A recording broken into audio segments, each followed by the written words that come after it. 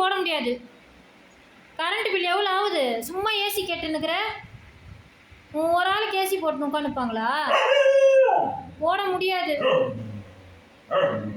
இங்கே தூங்கு. நாங்களாம் இங்கே தானே இருக்கிறோம், வெளியில தானே உட்காந்துருக்கோம் காற்று வாங்கின்னு.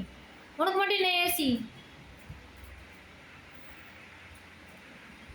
போ அந்த ரூம் போ, அங்கே போ. அவரை கேட்காத, நான் போட மாட்டேன், நான் கதவு திறக்க மாட்டேன். போ அந்த ரூம்ல போய் படுப்போ. கையெடுங்க.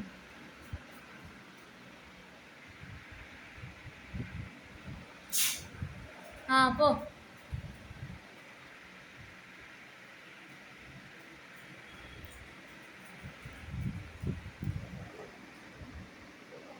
சும்மா தாஜா பண்ணாத. அவர் வரமாட்டாரு, ஏசி போட மாட்டார். போ.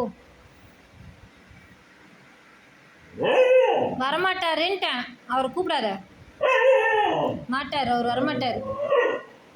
சொல்லுங்க, வரமாட்டேன்.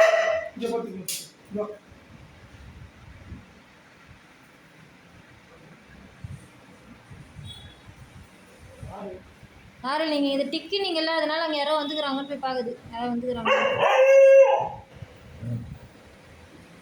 2 பெட்ரூம் இருக்குல்ல, போய் படா லக்கி. உனக்கு இன்னும் அவ்வளோ பிடிவாதம் ஏசியில் தான் படுப்பேன்னு.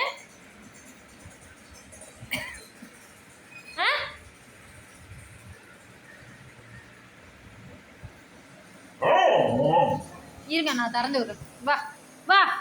பத்தியா பத்தியா, கரெக்டாக ரூம் போடுது பத்தியா? திறக்கவா? திறக்கவா சொல்லு.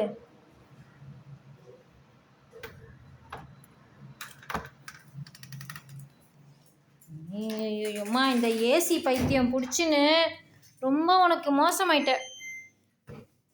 போட்டாச்சு ஏசி, போட்டாச்சு, உண்மையாக தான் போட்டாச்சு.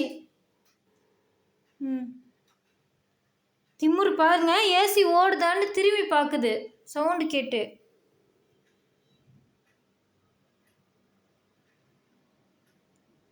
ஐயோ அம்மா, அப்படியே வெட்டி முடிச்சிட்டேன்.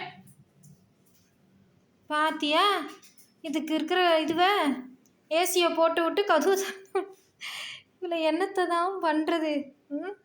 2 பசங்க இருந்துச்சுங்க பொட்டாட்டம். ஏசி கிடையாதுன்னா அமைதியாக இருக்குங்க. இவ என்னடானா இவ்வளோ அமுக்கலம் பண்ணுறா என்ன.